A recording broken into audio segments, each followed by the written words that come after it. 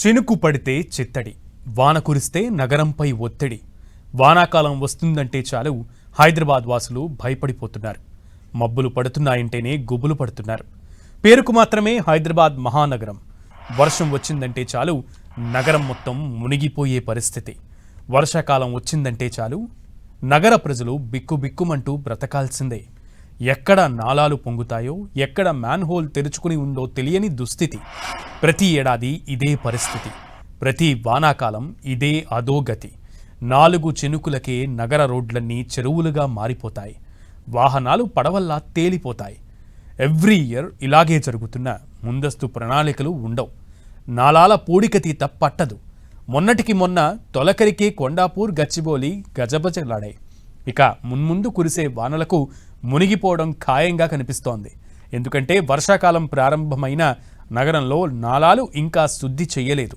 Summer నుంచి పేరుకుపోయిన చెత్త నాలాల్లో అలాగే పేరుకుపోయింది. చెత్తతో పాటే నాలాల నిండా అధికారుల నిర్లక్ష్యం కూడా నిండిపోయి ఉంది.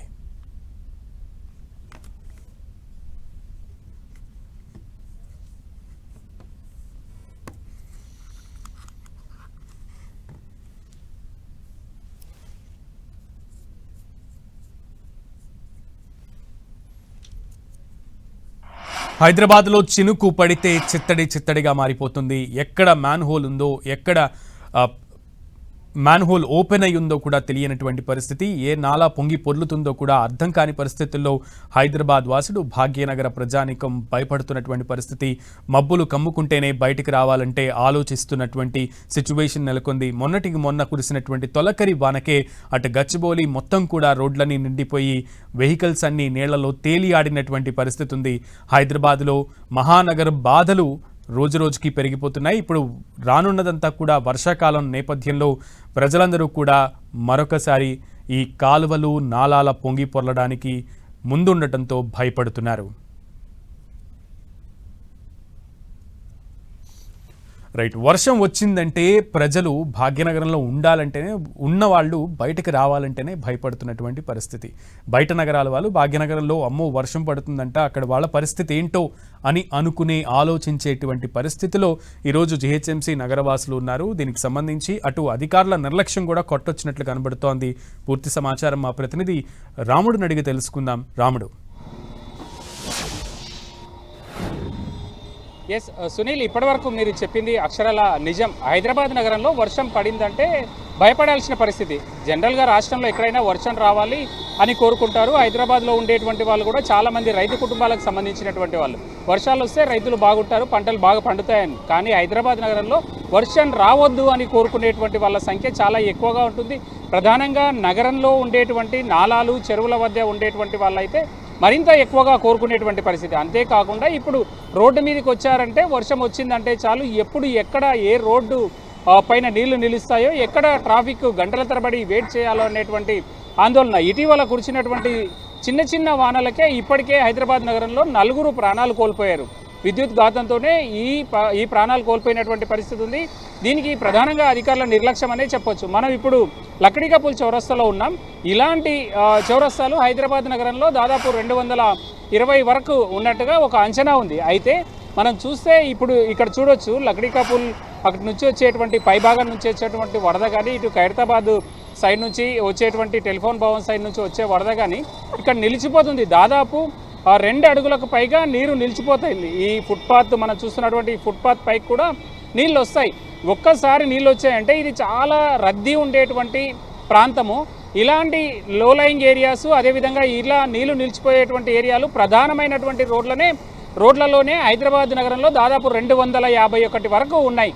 మొత్తం 900కు పైగా, 920కి పైగా హైదరాబాద్ నగరంలో ముంపు వచ్చేటువంటి ప్రాంతాలు, రోడ్లపైన నీరు నిలిచేటువంటి ప్రాంతాలు ఉన్నాయనేది హైడ్రా, అదేవిధంగా GHMC, Cyberabad municipal corporation, Malkajgiri municipal corporation అధికారులు గుర్తించారు. ట్రాఫిక్ పోలీసులు వీళ్ళందరూ కూడా ఇచ్చినటువంటి సమాచారంతో ఎక్కడైతే రోడ్లపైన నీళ్లు నిలిచుంటాయో అక్కడ తీవ్రమైనటువంటి ఇబ్బందులు వచ్చేటువంటి అవకాశం ఉంది.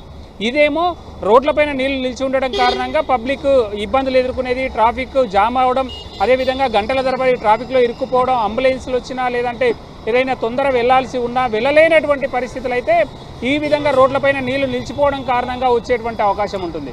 అదేవిధంగా పరమేష్ ఒకసారి ఇక్కడ మనం విద్యుత్ తీగలను చూడొచ్చు సునీల్. ఇలాంటి విద్యుత్ తీగలు అనేది హైదరాబాద్ నగరంలో చాలా ఎక్కువగా, అంటే ఇక్కడ మనం చూస్తే చాలా తక్కువగా ఉన్నాయి కానీ చాలా నిండిపోయి ఉంటాయి. మనకు స్ట్రీట్ లైట్స్ కానీ మిగతా పోల్స్ ఏవైతే ఉంటాయో వాటిపైన నిండిపోయి ఉంటాయి. అవన్నీ కూడా కొన్ని సందర్భాల్లో మనం చూడొచ్చు కేబుల్ నెట్వర్క్కు ఉండేటువంటి తీగలు కూడా వాటికి అదే స్తంభం పైన పోవడం వల్ల అవి తెగిపోయి పడిపోతుంటాయి.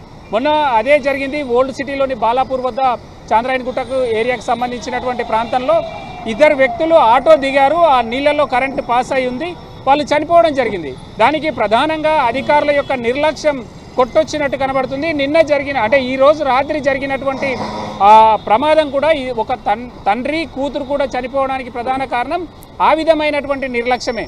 అధికారులు సమన్వయంతో పనిచేయాల్సినటువంటి అవసరం ఉంది, ఆ విధంగా పని చేయడం లేదు అనేది మాత్రం చాలా క్లియర్గా కనబడుతుంది. ప్రతిసారి వర్షం వచ్చిందంటే చాలు ఎక్కడ ఒక దగ్గర ప్రాణాలు కోల్పోల్చినటువంటి పరిస్థితి. ఆ సెల్లాలలోకి నీళ్ళు వస్తాయి, అక్కడ కరెంటు షాక్తో చనిపోతుంటారు. అదేవిధంగా పలు ప్రాంతాల్లో ఇబ్బందికర పద్ధతుల్లో నాలాలు ఓపెన్గా ఉంటాయి. ఇంకొకటి హైదరాబాద్ నగరంలో నాలాలు చాలా ఓపెన్గా ఉంటాయి, ఆ నాలాల్లోకి కొట్టుకుపోతున్నటువంటి పరిస్థితి ఉంటుంది. గత ఏడాది మనం చూసాం, నాంపల్లి అఫ్జల్ సాగర్ నాలాలో ఇద్దరు కొట్టుకుపోయారు. అదేవిధంగా ముషీరాబాద్లో ఒక అతను కొట్టుకుపోయినటువంటి పరిస్థితి. చాలా దారుణమైనటువంటి పరిస్థితులు ఉన్నాయి. కొన్ని ప్రాంతాల్లో అధికారుల నిర్లక్ష్యానికి వాళ్ళు ప్రాణాలు కోల్పోతుండగా మరికొన్ని ప్రాంతాల్లో పౌరుల యొక్క నిర్లక్ష్యం కూడా కనబడుతుంది. వర్షం వచ్చినప్పుడు, వరదలు వచ్చినప్పుడు కొంత జాగ్రత్తగా వ్యవహరించాల్సినటువంటి అవసరం అయితే పౌరుల వైపు నుంచి కూడా ఉంది. అధికారులు మరింత అప్రమత్తంగా లేకపోతే మాత్రం ఈ ఇబ్బందులు మరింత ఎక్కువ అయ్యేటువంటి సిచ్యువేషన్ హైదరాబాద్ నగరంలో మనం చూడొచ్చు సునీల్. ఓకే రాముడు, థ్యాంక్ యూ.